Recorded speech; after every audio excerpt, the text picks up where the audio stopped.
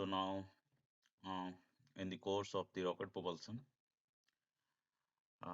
this today we're gonna talk about the solid rocket and the types of the rocket propulsion. So जैसा कि आप देखोगे, basically rocket का जो classification है वो बेसिकली तीन टाइप्स के होते हैं: solid rocket, liquid rocket and hybrid rocket. But there are इसके अलावा भी और भी कुछ क्लासिफिकेशंस होते हैं, जैसे electric propulsion system and propulsion system and many more that I will discuss in the next few slides. So पहला बेसिकली हम सॉलिड रॉकेट, तो बेसिकली सॉलिड रॉकेट को हम generally in the scientific way और in the rocket science के view में इसे solid rocket motor बोला जाता है। व्हाई? मोटर का एक कॉन्सेप्ट है because motor basically engine basically what it does do, it perform chemical energy to the thermal energy to the kinetic energy. But rocket में बेसिकली क्या होता है, आप डायरेक्टली केमिकल एनर्जी और some kind of the energy conversion is taking from to the what we can say pressure energy. So similar kind of similar things is happening over here. So that's why the solid rocket को हम basically solid rocket motor भी बोलते हैं। But other आप दो rocket जो engine होते हैं, लिक्विड रॉकेट या हाइब्रिड रॉकेट, उसको आप रॉकेट इंजन, आप रॉकेट मोटर नहीं बोल सकते, उसे आपको लिक्विड रॉकेट इंजन बोलना पड़ेगा या हाइब्रिड रॉकेट इंजन बोलना पड़ेगा। ठीक है। तो now first we gonna discuss the liquid rocket engine. So basically आप जैसा कि देख सकते हो, लिक्विड रॉकेट इंजन में क्या होता है कि आपका लिक्विड, जैसा कि नाम से पता है, जो लिक्विड रॉकेट है मतलब जो फ्यूल्स एंड ऑक्सीडाइजर है, जिसमें मैंने पिछले क्लास में जब मैंने बोला था कि दे जब भी हम फ्यूल और ऑक्सीडाइजर का जब हम कॉम्बिनेशन का बात करेंगे तब they are we will call as a propellant. So जो इसमें लिक्विड रॉकेट इंजन में जो प्रोपेलेंट होता है वो बेसिकली आपका fuel and oxidiser both are in the form of what, both form में होता है, वो लिक्विड के फॉर्म पे होता है। So that's why the name is simple, very simple, that's why we are calling as a liquid rocket engine. But when we are going, जब हम लिक्विड रॉकेट इंजन को मतलब डिजाइन करते हैं, तो जैसा कि इसमें पता है कि आपका लिक्विड रॉकेट इंजन है, तो आपका जो प्रोसेसिंग है, मीन्स लाइक आपको जो स्टोरेज यूनिट से आपको कंबसन चेम्बर तक का जो फ्यूल या प्रोपेलेंट को फीड करना होता है वो बहुत ही कॉम्प्लेक्स होता है, because the form is in the form of liquid. So actually you can't burn the fuels or propellants inside of the storage tank. So that's why there is a kind of that feeding system is required, like pressure feed system, turbine feed system and other things. So that's why liquid rocket engine हमेशा जो होता है वो complex होता है compared to the other two. सबसे simple जो आज के टाइम पे आप टेस्टिंग पॉइंट ऑफ व्यू देख सकते हो, और बेसिकली जो टेस्ट मतलब जो टेस्ट रॉकेट इंजन में होता है, बेसिकली सॉलिड रॉकेट इंजन को यूज करते हैं। और सॉलिड रॉकेट इंजन का आज के टाइम पे मोस्टली जो फॉर्म में यूज होता है वो रॉकेट बूस्टर के फॉर्म में यूज होता है। ठीक है। तो solid rocket booster basically what it does do, मतलब इसका मोटो क्या होता है सॉलिड रॉकेट बूस्टर को अटैच करने का रॉकेट में, basically it's giving very high velocity. So initially आप जब रॉकेट को देखते हो, it's a very heavy load. ठीक है। तो जब इसका हाई लोड या हाई वेट के रहने के कारण that liquid rocket engine is not able to give that much thrust. So क्या करता है सॉलिड रॉकेट बूस्टर, वो आपका हाई थ्रस्ट देता है। तो यहाँ पे आप जब देखोगे basically this is the solid rocket engine. तो सॉलिड रॉकेट इंजन में एक्चुअली जो नाम है, मीन्स जो नेम है, वो बेसिकली एज आई टोल्ड कि प्रोपेलेंट्स, लिक्विड रॉकेट इंजन में लिक्विड के फॉर्म में था, बट यहाँ पे जो भी होगा propellant that is fuel and oxidiser, वो आपका प्रोपेलेंट के सॉलिड सॉलिड के फॉर्म पे होगा। ठीक है। So that's why we are calling as a solid rocket. But actually अब जैसे प्रोपेलेंट आपका सॉलिड फॉर्म पे हुआ, मतलब जो इसका फेज है वो सॉलिड फॉर्म पे हुआ, तो you can't feed, means like the feeding is a kind of you can't feed.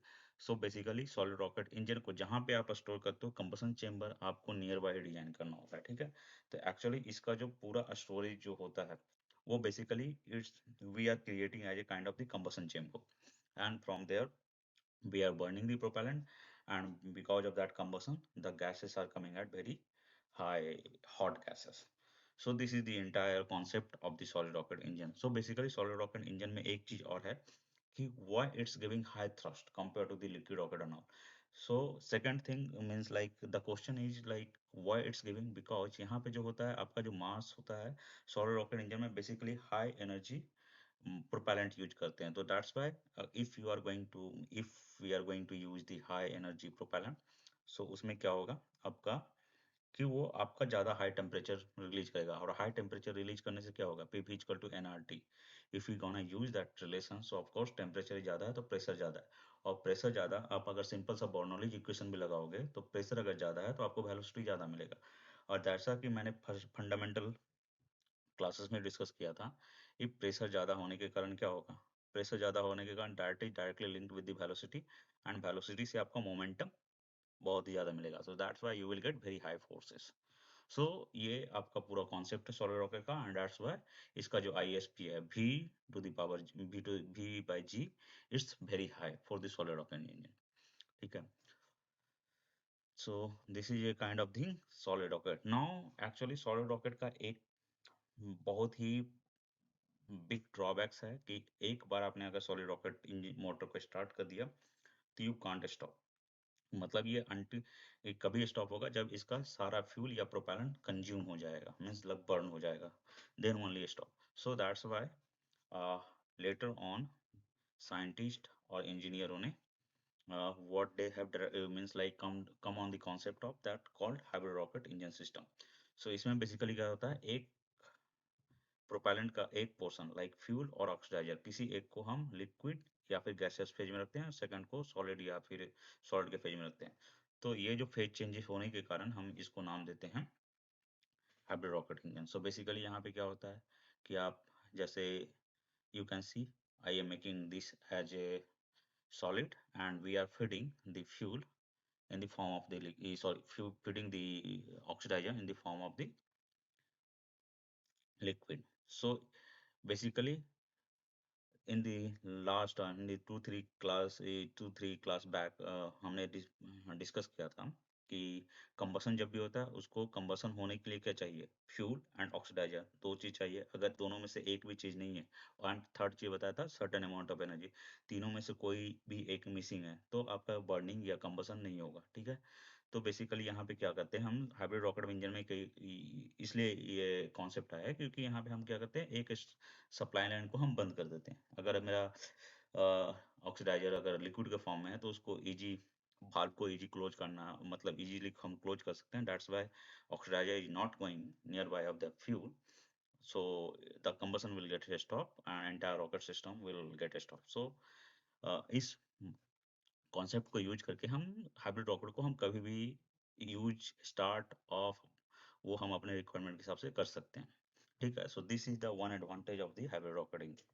But basically hybrid rocket engine का अदर ड्रॉबैक है, बिकॉज जैसा कि सॉलिड रॉकेट में एक ड्रॉबैक था कि क्रैकिंग हो जाते हैं ग्रेन का, तो similar kind of the things is hybrid rocket also, तो इसको हम लंबे समय तक के लिए यूज नहीं कर सकते। तो राइट नाउ जो अभी का कॉन्सेप्ट है, हम लिक्विड रॉकेट इंजन बेसिकली ज़्यादा यूज करते हैं, बिकॉज इसमें हम फ्यूल को ज़्यादा टाइम तक के लिए स्टोर कर सकते हैं। सेकंड चीज़ है हम इसको लॉन्ग ड्यूरेशन, मतलब इसको हम हाई इजिली वे में बहुत लंबा हाईली ज़्यादा फ्यूल हम स्टोर करके रख सकते हैं।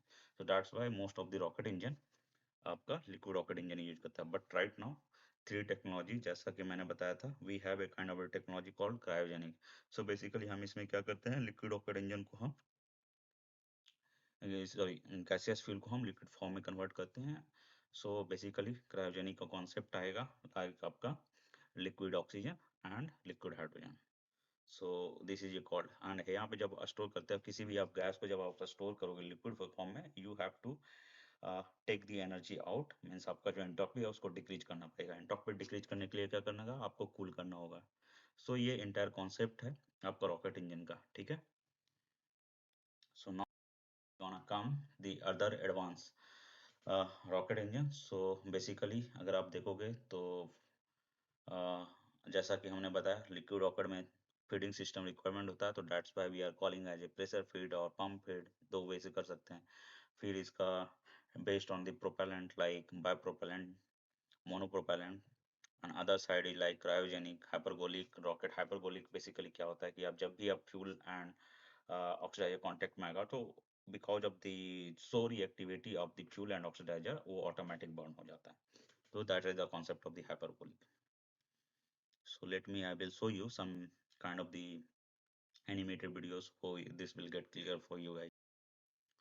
So now this is a kind of the basic concept of the combustion. Of course combustion is a quite a huge topic and ये आपका बहुत सारे फंडामेंटल्स आपका इसमें इन्वॉल्व होते हैं बट बेसिकली आपका ये याद रखना है कि फ्यूल एंड ऑक्सीडाइजर कांटेक्ट होते हैं you have to supply certain amount of energy then only that combustion will starts only second चीज है कि अगर आपका फ्यूल एंड ऑक्सीडाइजर का रिएक्टिविटी बहुत ही ज्यादा हुआ तो उसमें क्या हुआ आयन एक्सचेंज जो है आपका जो रेडिकल्स होते हैं एक्सचेंज बहुत इजीली होता है जिसके कारण आपका क्या होगा कि आपको एक्स्ट्रा एनर्जी देने की जरूरत नहीं है तो ऑटोमेटिक स्टार्ट होता है that's why the name has been given for that chemical is called hypergolic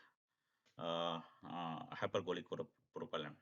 So this is the entire concept of the basic fundamental concept of the combustion. So as we will move, we will also discuss a few very deep inside of the combustion like laminar burning, turbulent burning, and all the things. How it's basically that taking place.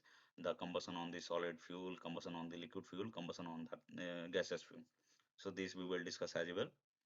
ठीक है तो अभी ये हमारा fundamental है तो इसके बाद then we will in next slide we will discuss these things in detail about the liquid rocket and hybrid rocket and other things. So I think this with that I am closing here. So that we will discuss in the coming days. Thank you.